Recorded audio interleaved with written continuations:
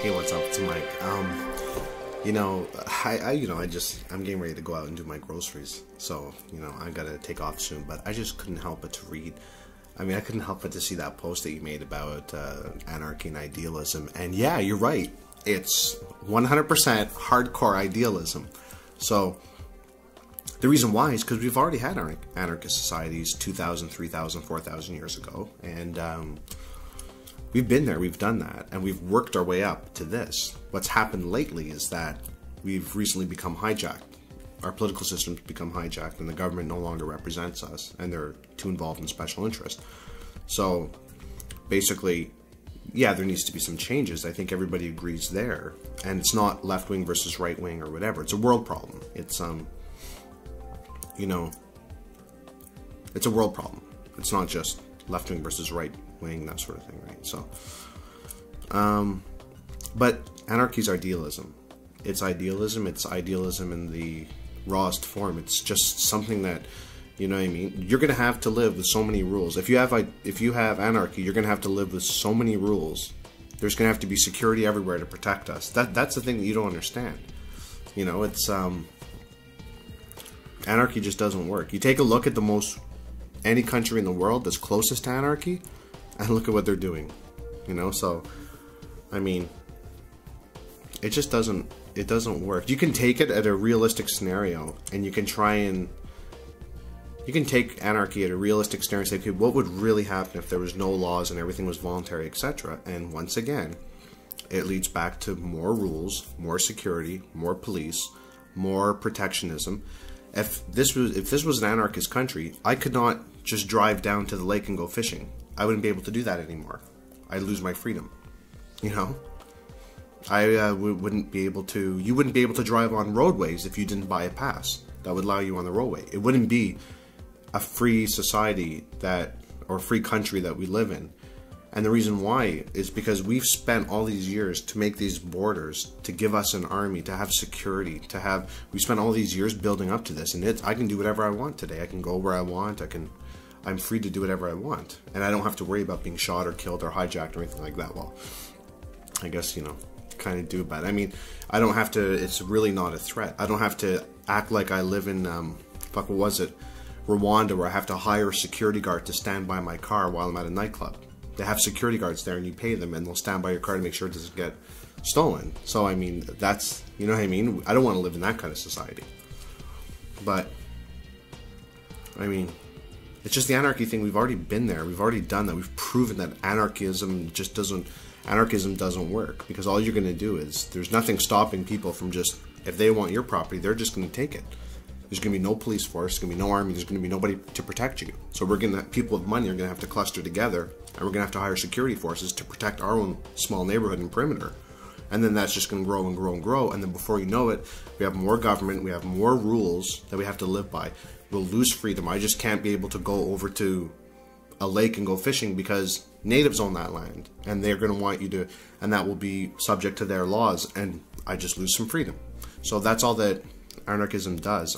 That's why it's all theory, it's all textbook based. You know what I mean? It's idealism. We've been there, we've already done that. Going to anarchism is like taking a step back. You know what I mean? It's like, we need law and order. But what you're trying to suggest is that we're going to have law and order. You're trying to say, well, we're going to have law and order if people just act nice to each other and whatever, and it just doesn't work like that. It's a dog-eat-dog world. Corruption is going to be in every system, whether it's anarchism, because that is a system. The system of anarchism, the system of socialism, communism, all those systems work. They really do. They all work. But people exploit them. People exploit them. It's a people problem. It's a problem that. And you're thinking people are not going to exploit anarchism? Anarchism is going to be the easiest thing to exploit. It's going to be the easiest thing. It's going to be no problem. You're just going to be able to go, take somebody's car, take somebody's land, take somebody's property, and that's it. And what are you going to do about it? Where's the security going to come from to secure you? Oh, that's right. Yeah, you're going to have to hire security. And if you want to live and sleep safe at night, surprise, surprise, you're going to have a perimeter, a security perimeter around your neighborhood. people just watching all the time, you know, and that's going to happen. And then who's going to pay for that security? Surprise, surprise, people are going to have to pay taxes.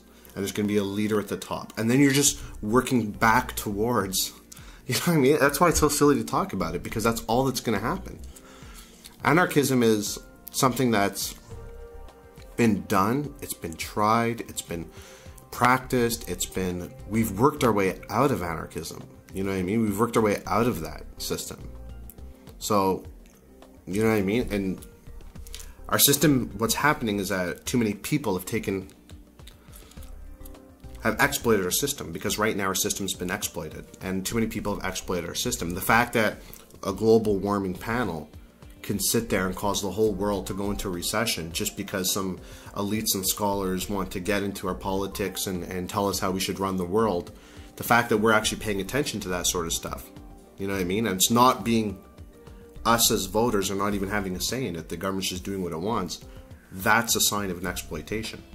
So, I mean, you know, I mean, you could, like, when it comes to the Iraq War, I know everybody hates the Iraq War, but the fact is that polls suggested that most Americans should go into Iraq.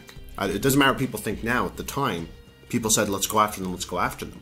But when it comes to this global warming stuff, forget about the polls. The government is just doing whatever they want because some elites are saying so. So I think that that's where the corruption is. Not so much the Iraq War, believe it or not, but I think the corruption's really in the, well, it makes your emotions rise in the Iraq War and YouTube. But the fact is that that's not where the real problem is, because people supported that at the time. The real problem is governments just doing what they want, working out their own deals, taking part in climate change panels that we've never even approved. And if you're going to come after our businesses and companies and tell them that they have to reduce emissions when you've never even asked us about it, or we've never even been educated about it, and you have special interest groups getting in there, that now things are starting to get corrupt. And that's what I think is happening with the government right now. And it's people that are doing it. People are corrupting the system. But, yeah.